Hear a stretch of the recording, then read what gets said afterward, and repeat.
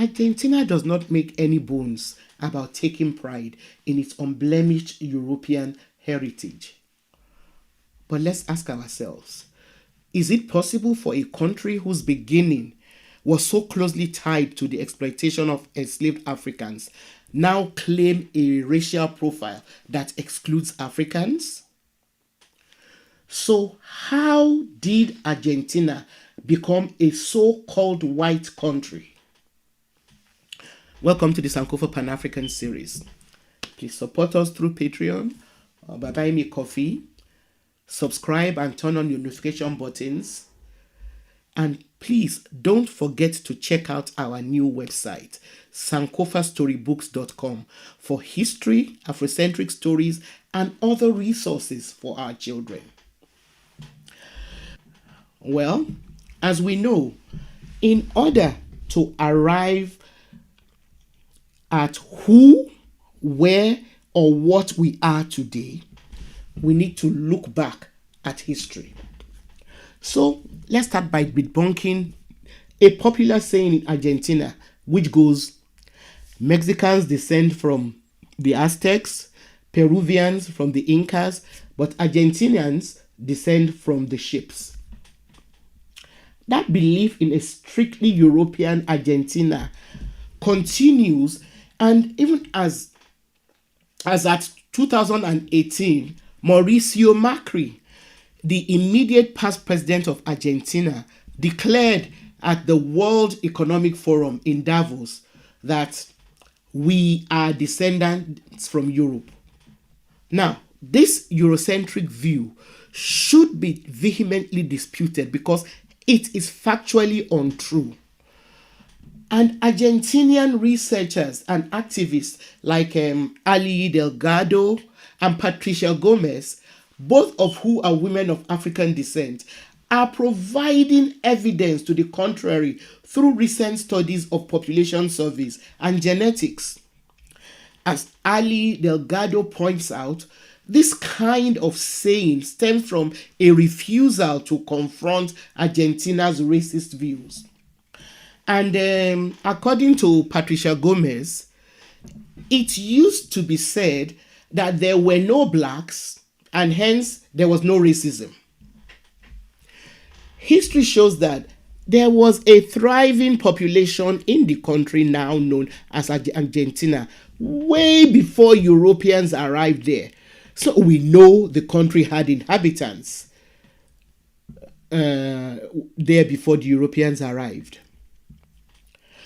So in the late 15th century, the Quebrada de Humahuaca, who were native to the area, which was rich in precious metals, were conquered by the Inca Empire under Tupac Inca Yupanqui.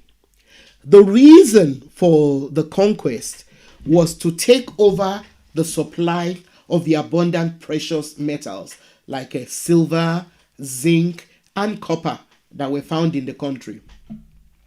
Now, the Incans then ruled the area for about half a century until the arrival of the Spanish in the 16th century. The first European who is recorded to have laid eyes on the area that we now know as Buenos Aires was Juan Diaz de Solis. He sailed up what is now the Rio de la Plata and renamed it Mar Dulce, or Sweet Sea. Ferdinand Magellan stumbled there in 1520. He was Portuguese. And Sebastian Cabot, another mercenary who was on a treasure hunting expedition, arrived there in 1526.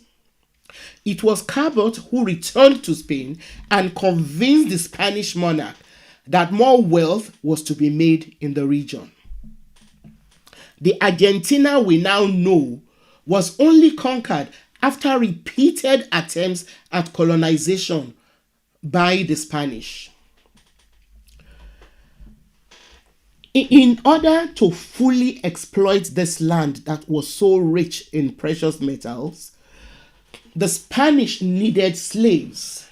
According to Alex Baruchi, whose research traces every ship that carried enslaved people to the Americas, the number of slaves who arrived in the region of the River Plate is almost half of those who arrived in the US.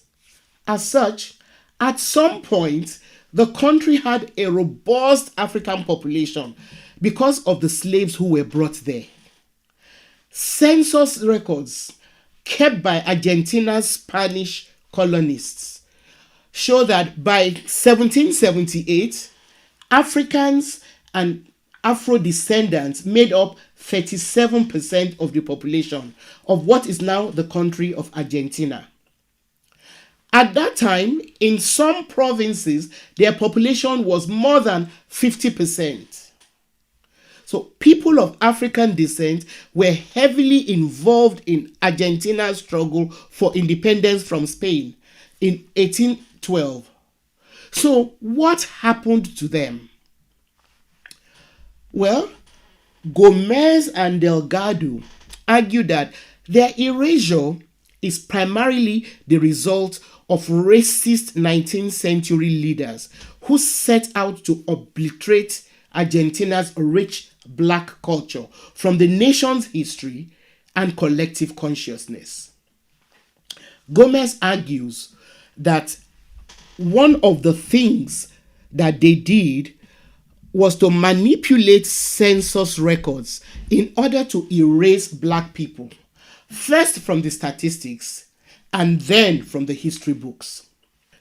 She writes, and I quote, "From the end of the 19th century, the state meticulously began to make us invisible, to present Argentina as homogeneous and of European descent." End of quote. Argentina's aggressive pro-European immigration policy was actually initiated under the 1853 Constitution at a time when the country's post-independence thinkers and politicians were obsessed with the idea of contrast between so-called civilized people, so civilization and barbarism. The seventh president of Argentina, Domingo Sarmiento, actually wrote a book on civilization and barbarism in 1845, in which he categorized Afro descendants as at the barbaric end of, one of those their crazy skills. As such, Argentina welcomed the mass migration of 7 million Europeans, mostly from Spain and Italy, between 1850 and 1950. This helped create the kind of whitewashed racial profile that Argentinians wanted and now claim. In order to solidify the erasure of Africans, it wasn't even until the census of 2010, as recently as 2010, that an option was even included for Argentinians who wanted to self-identify as Afro-descendants. They did not have that option in any forms, any census forms, or any forms which collected the statistics. Sadly, a genetic study conducted by the University of Brasilia in 2008 found that only 9% of current-day Argentinians are of African ancestry.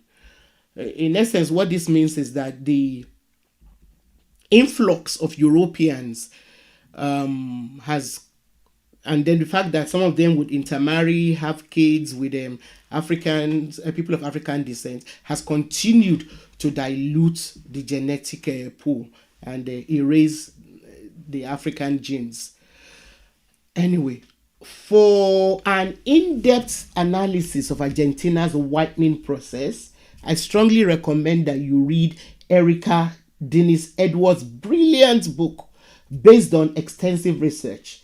It is titled Hiding in Plain Sight: Black Women, the Law, and the Making of a White Argentine Republic. Thanks for watching.